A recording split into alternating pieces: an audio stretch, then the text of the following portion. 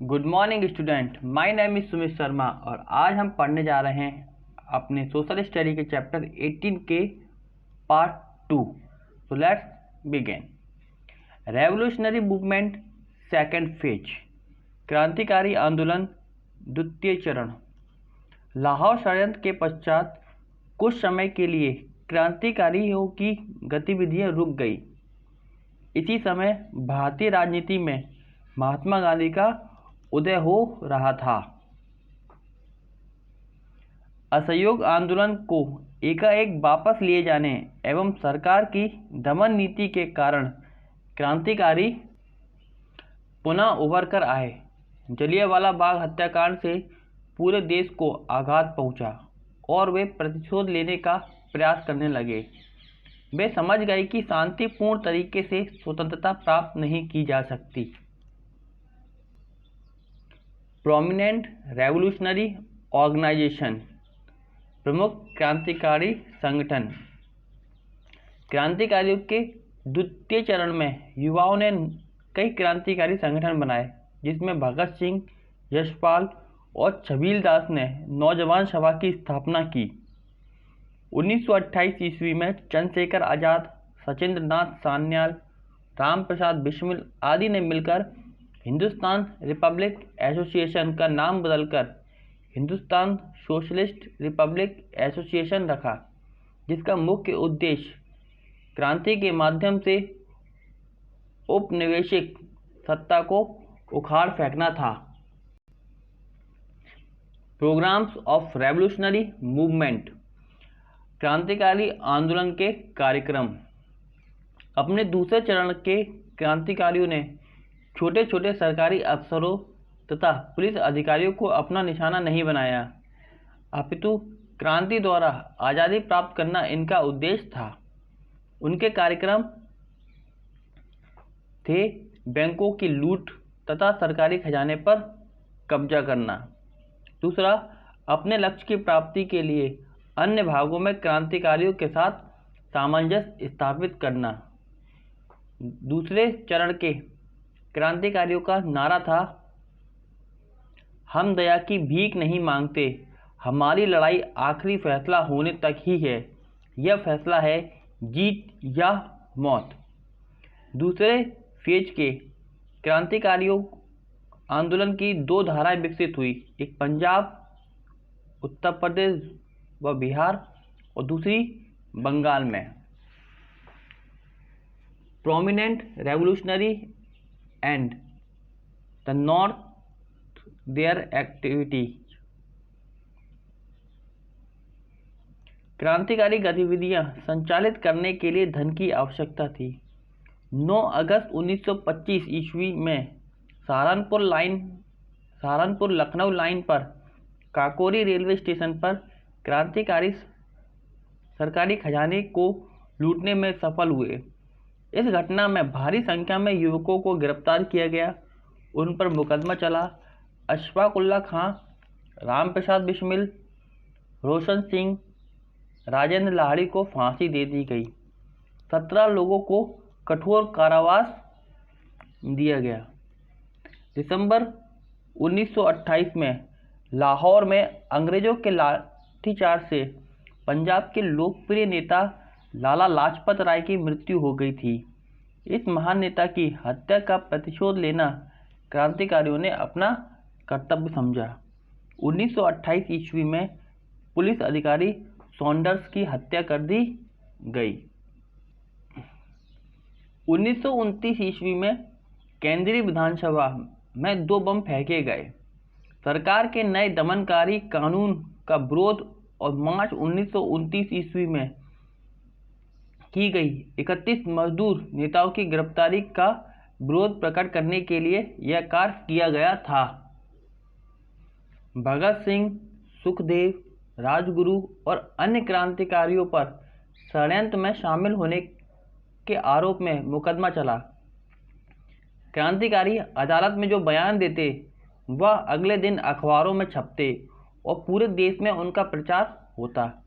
देश भर के लोगों के विरोध के बावजूद भगत सिंह, राजगुरु और सुखदेव को 23 मार्च 1931 को फांसी दे दी गई। उस दिन पूरे देश में उदासी छा गई। जेल में क्रांतिकारियों से बुरा व्यवहार किया जाता था। इसके विरोध में भूख हड़ताल की गई। भूख हड़ताल के 64वें दिन क्रांतिकारी जतिन दास की मृत्यु हो गई। इससे सारे देश को आघात पहुंचा। चंद्रशेखर आजाद मध्य प्रदेश के अलीराजपुर जिले के भावरा गांव के निवासी थे। वे 14 वर्ष की अवस्था में असहयोग आंदोलन से जुड़े। गिरफ्तार होने पर अपना नाम आजाद बताया। काकोरी कांड, सॉन्डर्स को मारने में, असेंबली बम केस में इन्होंने महत्वपूर्ण भूमिका निभाई। अंत में इलाहाबाद के अल्फ्रेड पार्क में पुलिस द्वारा घेरे जाने के कारण अपनी अंतिम गोली से स्वयं को शहीद हो गए। यशवंत सिंह ठाकुर, देवनारायण तिवारी, दलपत राव, ये तीनों क्रांतिकारी मध्य प्रदेश के दमोह जिले के थे। ये क्रांतिकारियों के संपर्क में आए। एक अंग्रेजी अफसर रैक्सट की हत्या कर दी। 1931 को यशवंत सिंह और देवनारायण तिवारी को जबलपुर में फांसी दे दी गई।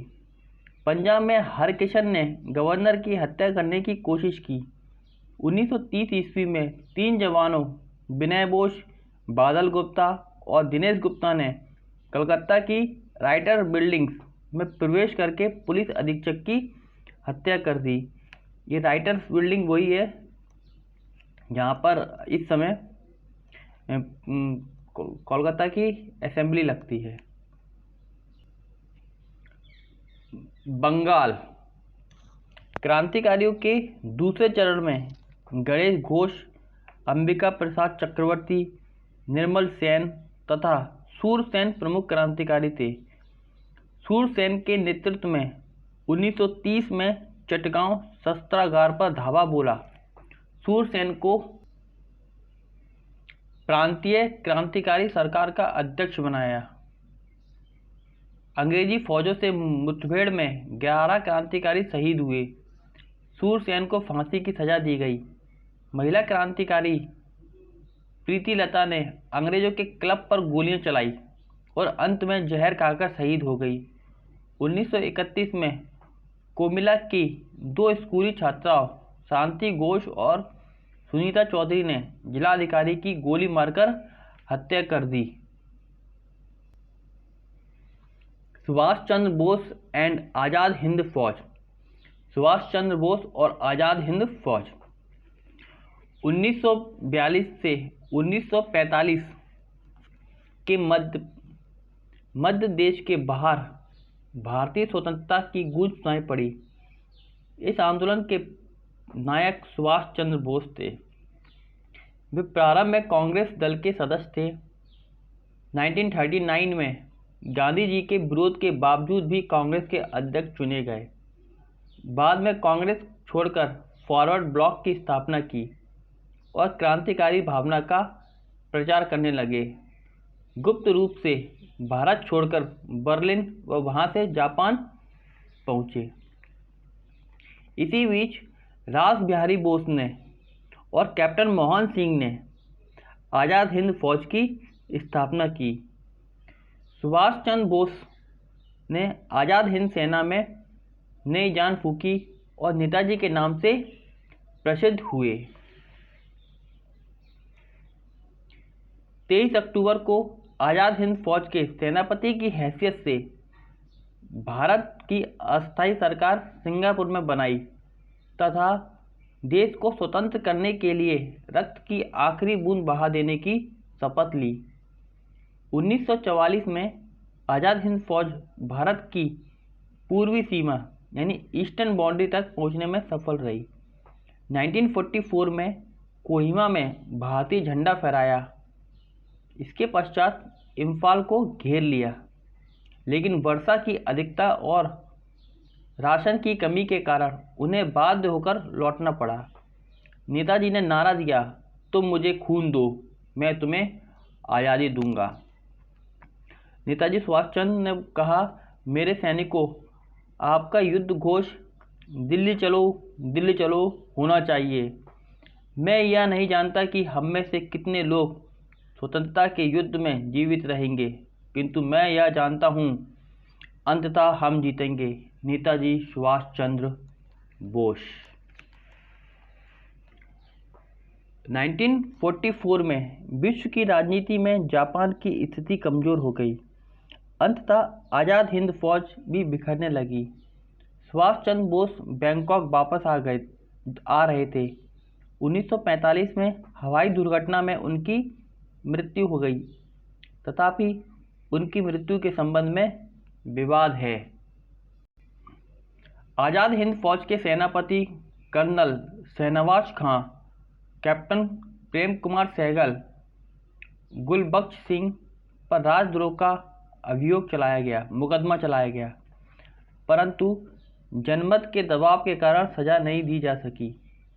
भारतीय इतिहास में क्रांतिकारी आंदोलनों का स्थान महत्वपूर्ण है। जब जन संघर्ष स्थिर पड़ गया, तब क्रांतिकारी गतिविधियों ने वातावरण निर्माण में मदद की। इसके फलस्वरूप भारतीय स्वतंत्रता का मार्ग सरल हो गया तथा भारत में त्याग और बलिदान का अद्वितीय उदाहरण भारतीय नाविकों ने प्रस्तुत किया। वे सदैव वंदनीय रहेंगे। हमारा आज का लेक्चर यहीं पे समाप्त होता है। आशा करते हैं कि आपको आज का लेक्चर समझ में आया होगा। God bless you. Thank you.